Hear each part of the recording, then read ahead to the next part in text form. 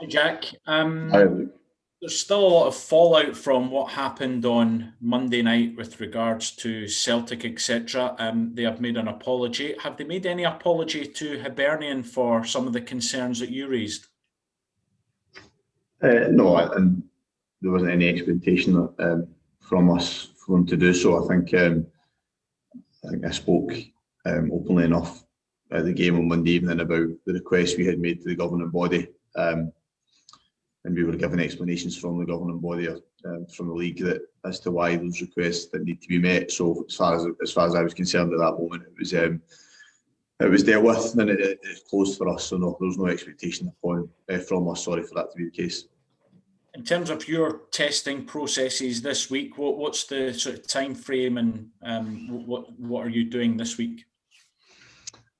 Just as normal, we always have to test prior to a game within the time frame, so we'll continue to do that. We've had a fairly robust and consistent testing procedure now for 7 months, 8 months now, so nothing's changed. There's nothing, we've not done anything differently than we would in a normal week. In terms of this, do you think lessons will be learned from this whole process? I don't know, Luke, to be honest. I think there's 101 different opinions, and often these opinions are offered with the benefit of hindsight in some cases. But equally, I think as I spoke about post-match, I think there's been aspects of how clubs are sometimes kept informed of what is going on that could be better, and I stand by that. And if we improve that level of dialogue and transparency, then I think it'd be a good thing. But we'll wait and see if that's the case. In terms of the football, Lewis Stevenson signed a new 1-year deal. He's just made his 500th appearance. How easy a decision was that from your point of view to offer on that extension? Well, I think it's. I think Lewis would. I think he wanted to know this. It's not for sentiment. It's for football, because he's still contributing on the pitch and around the training ground on a daily basis. So his attitude to work remains as diligent as it's always been, and I think he's enjoying his football at the moment. If anything, having that competition to play at left back, but also from a young player that's came through our youth system, is encouraging for him. I think he's enjoying that competing with Josh to play, but also mentoring and helping him with his development as well. So the reason to offer him a new contract was based on football, and naturally delighted that he chose to accept it. And on the back of which has obviously been an incredible week for him in achieving that milestone. Because he's so modest, Jack, would you expect somebody with 2 Cup winners' medals, 500 appearances to have more of a swagger, or is that just what makes Lewis, the fact that he is so modest and he takes it all in his stride? Yeah, I mean, I think that sometimes I've had conversations with him about sometimes he is such a conscientious person, and so and I think I spoke in the lead up to making his 500th appearance that how people describe him is exactly how everybody else would find him, and I do think at times he maybe should have that greater degree of confidence or air of confidence about him, given what he's achieved in his career and what he's achieved for this club in terms of and winning the League Cup and the Scottish Cup. But I don't think he's ever going to change, and there's parts of that are obviously that are very good to have in your nature, and they make him, I think, so popular amongst the people at Easter Road and the training ground he's worked with over the years. Jack, the EFL, the EPL in England, the Women's League in England, the FA have all issued further guidelines to their clubs particularly regarding goal celebrations. I think as far as I'm aware, the JRG issued something to clubs just prior to Christmas. Are you saying to the players, just calm down? Is it now time to tell players just to calm down when you score a goal, as much as you want to hug, kiss, whatever you want to do when you score a goal? Yeah, I mean, I think I'm probably not going to say anything different to, I think, what managers up and down the country have commented upon, that they understand the responsibility that falls upon us at the moment, because we are continuing to do our job, and that job is more often than not very much in the public eye, so they understand the responsibility aspect of it.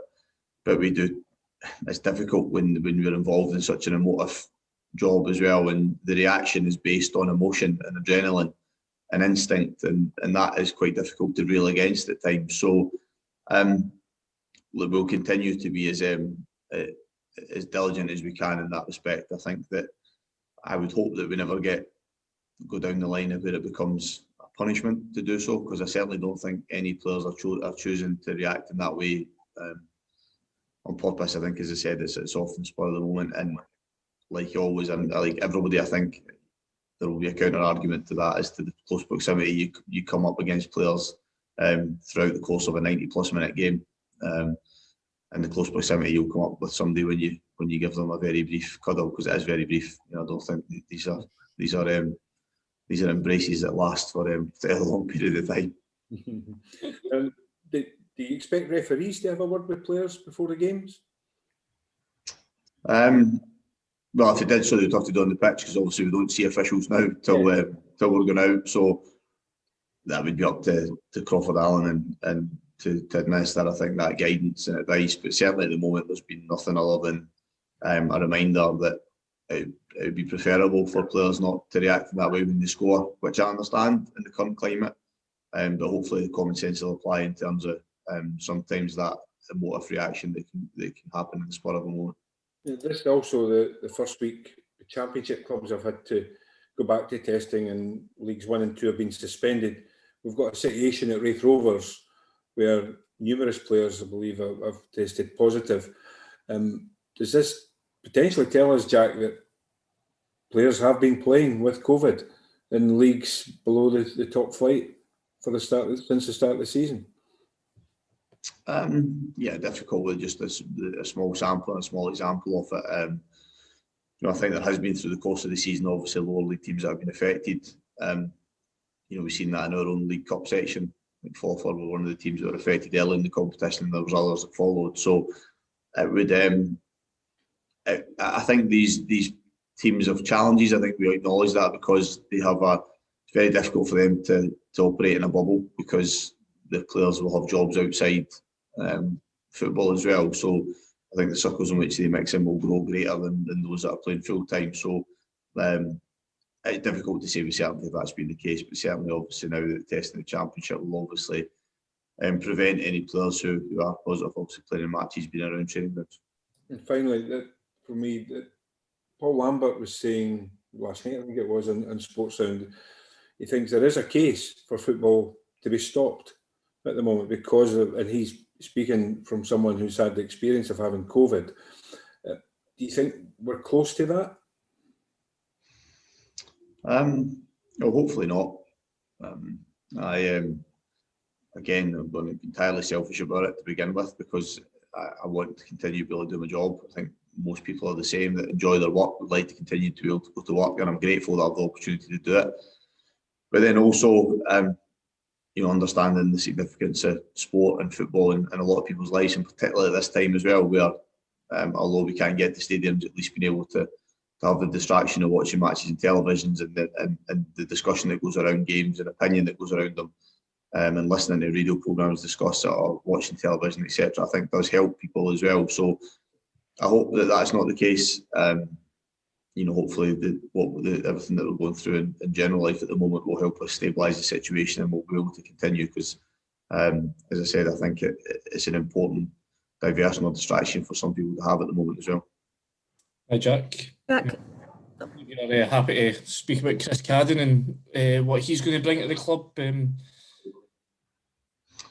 Sorry, I was just my shoulder there. Look, naturally delighted to strengthen the squad again in terms of numbers. I think we need to do so. Again, profile-wise, bringing a player in who is still relatively young, has been in international squads and achieved international recognition previously. So we feel as if he's somebody again who can improve with us and help us get to where we want to be on a consistent basis. So excited about him joining the group, and very much looking forward to working with him. I mean, is he somebody who you believe? I mean, I suppose he's become a bit of a forgotten figure here in Scotland, given he was in Scotland squads previously. He doesn't really get sort of talked about that much again. Do you think this can be a move that can help him get that sort of recognition again? Well, I think that was part of hopefully the attraction of him coming here, because he had other alternatives to consider when he decided to come away from the MLS and away from Columbus. So that was one of the selling points for us, was to hopefully propel him back into that and into the plans at international level, because he'd been there previously. And I'm lucky because I've seen quite a bit of him, because came up against him at Oxford during his time there. So I've seen a lot of him recently as a player. And from his point of view, I think the opportunity for him to put himself very much back in people's thoughts in Scotland was an attraction, hopefully coming to Hibs. And just get your team news ahead of the weekend. So we try to think if Mark Boyle is back available. Obviously missed Monday evening. Joe Newell's a doubt at the moment. Obviously Marciano still not available. I think other than that, as we were on Monday evening. What's Joe's issue, sorry? He's just a slight groin problem, so nothing too serious. Hopefully rejoin training early next week. Jack, is Jackson likely to be available for the weekend?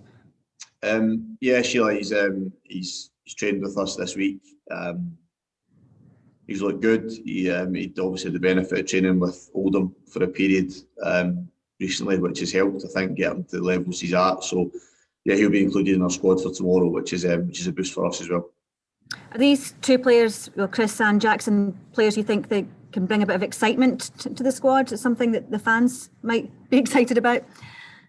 Yeah, I think that it's about always trying to strengthen and improve us, so that I think giving more depth to the group, and then two players that are coming in to compete to start, and two players that are quite dynamic in their play as well. So, and also looking at where we felt we needed strength, and that allows us to be flexible with other players as well. So I just feel as if we're two really good additions. I think supporters will recognise, knowing them, that they're both good players, and that they've both got experience playing at a good level. So I think it's for us to make two additions of that sort, I think, in this window is encouraging so far. Do you expect to do much more business?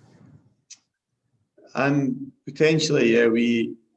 It may be a little bit dependent on movement other way as well. But I can't say for certain, but I would anticipate there may be some shuffling of the squad still between now and the end of the month. Pleased with what we've done so far. Obviously, the dressing goalkeeping situation and Jackson and Chris coming in, I feel as if we've strengthened us, but we may do a little bit more. You spoke on Monday after the game about stopping the bleeding. Is that now something you feel you can build on? Yeah, I mean, I think we, if we took it in isolation, the back-to-back home performances were the disappointing ones, and the results obviously, because prior to that, although we'd lost Ibrox, we'd received a lot of plaudits for our performance and felt as if we'd been really competitive against a really good team. But because it was three consecutive defeats, which we've not had in a long time, so I think to recover from that in any way was important. And obviously it was a difficult match for us on Monday evening as well. So yeah, pleased that we've put that to bed a little bit, and hopefully that, as I said, stabilise us a wee bit, and it means that I certainly felt sense the players with a little bit more of the shoulder this week since then. I think that they know hopefully they're back on track. Hi, Jack. I know Hibs fans are quite excited about Scott Allen being on his way back, and Kyle McGuinness has been out with an injury. You mentioned about Irvin and Cadden being added as well. How excited are you about the options and competitions you're going to have at your disposal once everyone's up and running?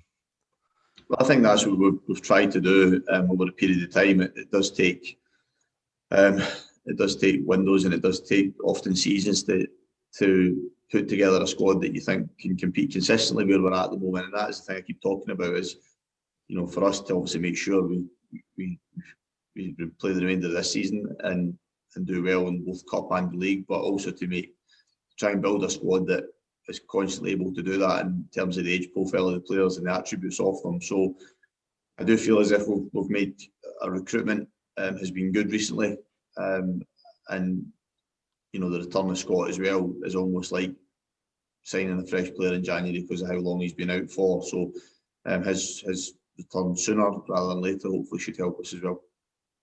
I know a lot of fans are sort of excited about Irvin signing, but one of the sort of common things I've seen was a bit disappointed it was only a deal to the end of the season. Is there any real reason it's sort of only a deal to the end of the season?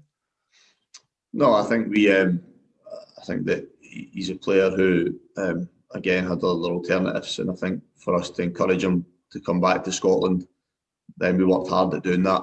I think then he's bought into what we're trying to do, but I think from the circumstances around both our situation and his, I think it works well for both parties at the moment, and I think it's something that will be mutually beneficial if he plays well and we play well between now and the end of the season, and with the scope and potential for us to extend that relationship as well, which is obviously something that I think both parties would have their eye on as well. And I've spoken to a few Motherwell fans over the last few weeks asking about Chris Cadden and stuff, and a lot of them sort of mentioned about his versatility. Where do you see his sort of strongest position, and where do you see him fitting into this Hibs team? Well, I think the first part of your question is probably one of the biggest reasons for bringing him is that versatility that he has. He provides us with the ability to play in different areas, but also competition in various positions. So he's obviously played latterly at Oxford as a right back, a lot of time at Motherwell as a right winger. He's played at times as in the midfield three. So that flexibility and competition he provides across a range of positions is encouraging for us. So having we've not pigeonholed him into coming to play in any specific role. I think it's just about him competing to play in one of those positions that he's proven he can be good in. Brilliant. Cheers, Jack. Jack, just on Jackson, he's surprised he's sort of spent so long out of football. I think it's been 10 months or so from his last competitive game. Yeah, a bit in terms of obviously the calibre of player he is. I think obviously like some others, he had chosen not to extend his contract temporarily. I think when we came back out of lockdown originally, in the English season was played to a finish.